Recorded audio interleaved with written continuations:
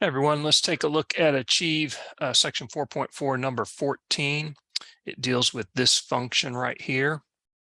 And the questions, they have several, are to, first of all, find the critical points that correspond to any local extrema, any local maxima, any local minima.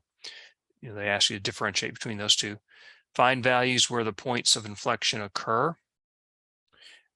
And then values of x, and then determine any intervals where the function f is concave up, and then the intervals where it's concave down. Okay. One quick thing is to realize that the domain of this function is all real numbers, and you can see that because x minus 24, you can subtract 24 from any real number, and then you're raising it to the 3/5 power. Well, 3 is just cubing, so you can cube anything. The 5 in the denominator means taking the 5th root. So 5th root is fine. You can take the 5th root of a negative number. So for instance, the 5th root of negative 32 is negative 2, because negative 2 to the 5th power is negative 32. So the domain is all real numbers. That's important in this problem. Okay, so first thing is to find the derivative to help us with critical points and where the local extrema may occur.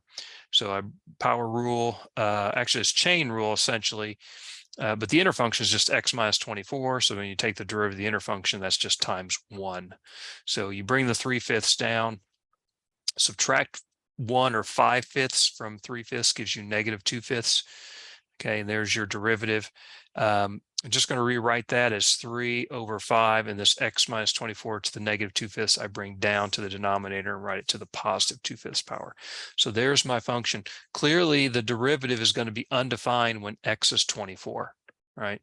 And you're going to be dividing by 0.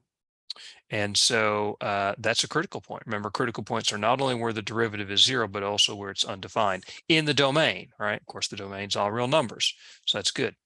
The derivative is never 0. Okay, the derivative is never 0. So what happens then when we do the sign check, notice, of the derivative at 24 is 0, as we just said. But notice x minus 24 to the 2/5, that's really the, sorry for the mess here, it's the 5th root of x minus 24, but then that 2 is squaring, right?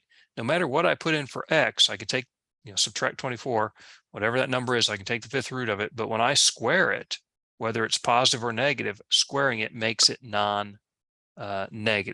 In fact, it's going to make it positive for any value not equal to 24, right? And so positive, positive.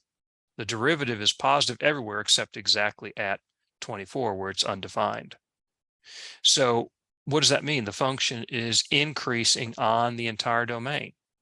That means there's no local extrema. There's no local maximum, no local minimum. In order to have a local extrema, remember, we have to have a change in sign in that first derivative from, positive to negative if it's a local max, negative to positive if it's a local min.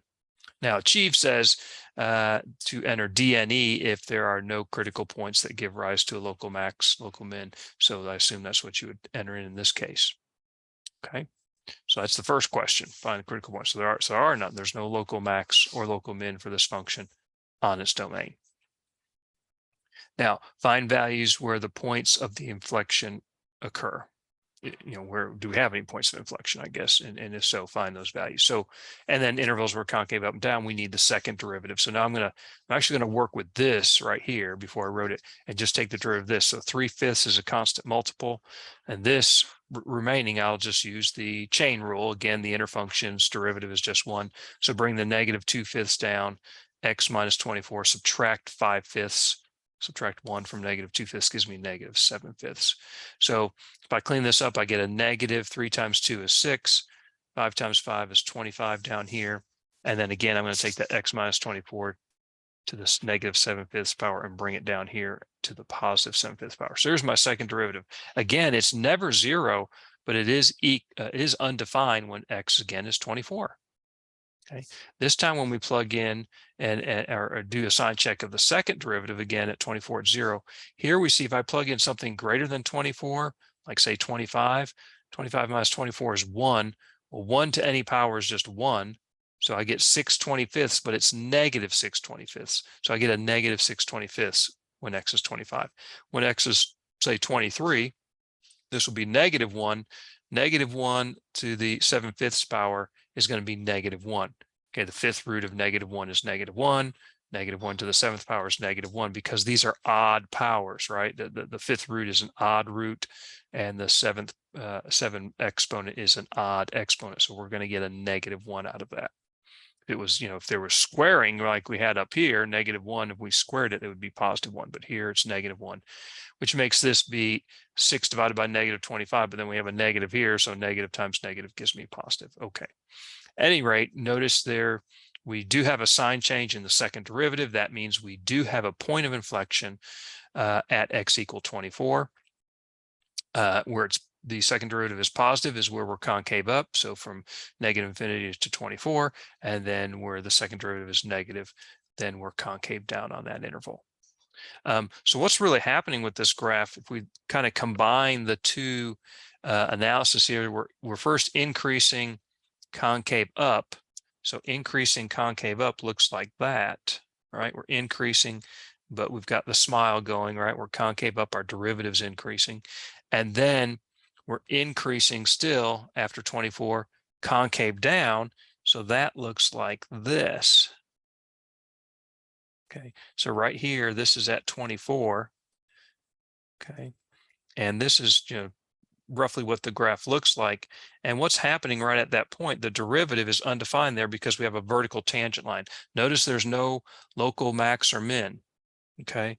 But we're concave up in this portion and then concave down, as we said, on the domain of this particular function.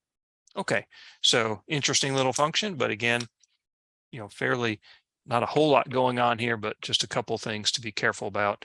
And when on a test or something, and I'm asking for support, what I've shown you here is what I want. You have to show me the derivative and what the critical point is, do a sign check on the first derivative.